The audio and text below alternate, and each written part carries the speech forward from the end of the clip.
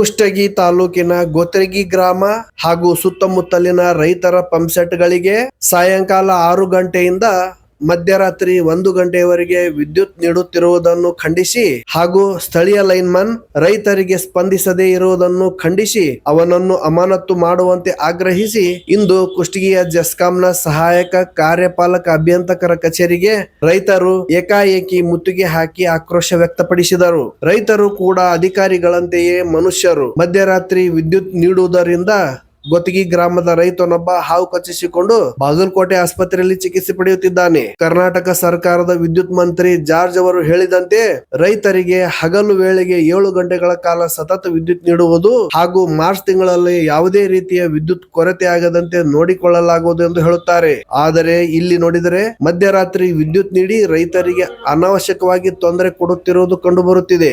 ಸ್ಥಳೀಯವಾಗಿ ನಿಯೋಜನೆಗೊಂಡ ಲೈನ್ ಮನ್ ಸದಾಕಾಲ ಕುಡಿತದ ಅಮಲಿನಲ್ಲಿದ್ದು ರೈತರ ಸಮಸ್ಯೆಗಳಿಗೆ ಸ್ಪಂದಿಸದೇ ಇರುವ ಆತನನ್ನು ಅಮಾನತು ಮಾಡುವಂತೆ ಆಗ್ರಹಿಸಿದರು. ತದನಂತರ ಅಧಿಕಾರಿಗಳು ಆತನ ಬದಲಾಗಿ ಬೇರೆ ಲೈನ್ಮನ್ ನಿಯೋಜನೆಗೊಳಿಸಿದ ಆದೇಶ ಮಾಡಿದರು ಹಾಗೂ ಹಗಲು ವೇಳೆ ವಿದ್ಯುತ್ ನೀಡುವ ಪ್ರಯತ್ನ ಮಾಡುವುದಾಗಿ ಭರವಸೆ ನೀಡಿದ ಮೇಲೆ ರೈತರು ಹೋರಾಟವನ್ನು ಹಿಂಪಡೆದರು. ಈ ಸಂದರ್ಭದಲ್ಲಿ ಕರ್ನಾಟಕ ರಾಜ್ಯ ರೈತ ಸಂಘ ಹಾಗೂ ಹಸಿರು ಸೇನೆಯ ರಾಜ್ಯ ಪ್ರಧಾನ ಕಾರ್ಯದರ್ಶಿ ನಜೀರ್ ಸಾಬ್ ಮುಲಿಮನಿ, ಸಿಪಿಎಂ ಪಕ್ಷದ ಜಿಲ್ಲಾ ಉಪಾಧ್ಯಕ್ಷ ಆರ್.ಕೆ. ದೇಸಾಯಿ, ಶಂಕರಗೌಡ ಮಾಲಿ ಪಾಟೀಲ್ ಬಿಳಗಿ, ಹುಸೇನ್ ಸಾಬ್ ಬೇವಿನಗಿಡ, ಕಾಂತಪ್ಪ ಕಮತಾರ್, ರವೀಂದ್ರನಾಥ್ ದೇಸಾಯಿ, ಹನುಮಂತ ತಳವಾರ್, ಪುಂಡಲಿಕಪ್ಪ ಬೂದಿಹಾಳ್, ಶಾಂತಪ್ಪ ಕರಡಿ, ಸಂಗಪ್ಪ ಬೂದಿಹಾಳ್ ಹಾಗೂ ಸುತ್ತಮುತ್ತಲಿನ ನೂರಾರು ರೈತರು ಈ ಸಮಯದಲ್ಲಿ ಉಪಸ್ಥಿತರಿದ್ದರು.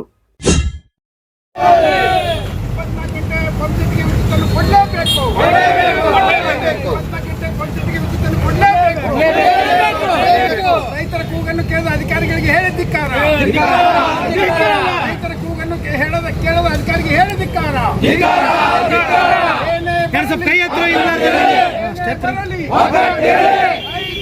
ಒಂದಾಗಿ ಹೋರಾಟಕ್ಕೆ ಮುಂದಾಗಿ ರೈತರಿಗೆ ಸ್ಪಂದಿಸಿದ ಲೈನ್ ಮನ್ನು ಅಮಾನತು ಆಗಲೇಬೇಕು. ರೈತರಿಗೆ ಸ್ಪಂದಿಸಿದ ಲೈನ್ ಮನ್ನು ಅಮಾನತು ಆಗಲೇಬೇಕು. ಹಗಲತ್ತು ಕರೆಂಟ್ ತೋಟಗಳಿಗೆ ಹಗಲತ್ತು ಕರೆಂಟ್ ಕೊಡಲೇಬೇಕು. ಹಗಲತ್ತು ಕರೆಂಟ್ ತೋಟಗಳಿಗೆ ಕರೆಂಟ್ ಕೊಡಲೇಬೇಕು. ಬೇಕೇ ಬೇಕು.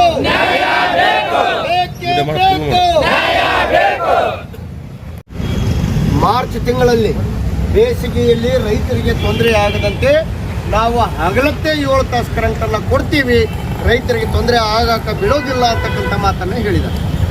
ಆದರೆ ಇವತ್ತು ವಾಸ್ತವ ಸತ್ಯ ಏನಪ್ಪಾ ಅಂತಂದ್ರೆ ಇಡೀ ರಾಜ್ಯಾದ್ಯಂತ ವಿಶೇಷವಾಗಿ ಕೊಪ್ಪಳ ಜಿಲ್ಲೆಯ ಹಲವು ಭಾಗಗಳಲ್ಲಿ, ಕುಷ್ಟಗಿ ತಾಲೂಕಿನ ಹಲವು ಹೋಬಳಿಗಳಲ್ಲಿ ಮಾನ್ಯ ಕರ್ನಾಟಕ ಸರ್ಕಾರದ ವಿದ್ಯುತ್ ಮಂತ್ರಿಯವರು ಹೇಳಿದಂತೆ ಕರೆಂಟ್ ಅನ್ನು ಕೊಡ್ತಾ ಇಲ್ಲ. ನಾವು ಇವತ್ತು ಒತ್ತಾಯ ಮಾಡ್ತೀವಿ, ಸಾಯಂಕಾಲ 6 ಗಂಟೆಗೆ ಪ್ರಾರಂಭ ಮಾಡಿ 7 ತಾಸು ರಾತ್ರಿ 12-1 ತನಕ ಕರೆಂಟ್ ಕೊಡೋದು ಇದೆಯಲ್ಲ, ಕರೆಂಟ್ ಕೊಡ್ತಕ್ಕಂಥ ಅಧಿಕಾರಿಗಳನ್ನ ಇಲ್ಲಿ ಕೇಳಲಿಕ್ಕೆ ಬಯಸ್ತೇನೆ, ನೀವು ಏನು ಊಟ ಮಾಡ್ತೀರಿ ಅಂತ ನಾನು ಕೇಳಬೇಕಲ್ಲ. ಯಾಕಂದ್ರೆ ನೀವೆಲ್ಲರೂ 5 ಗಂಟೆಗೆ ಸಮಯ 5 ಗಂಟೆ ಆತಂದ್ರೆ ನೀವೆಲ್ಲರೂ 5 ಗಂಟೆಗೆ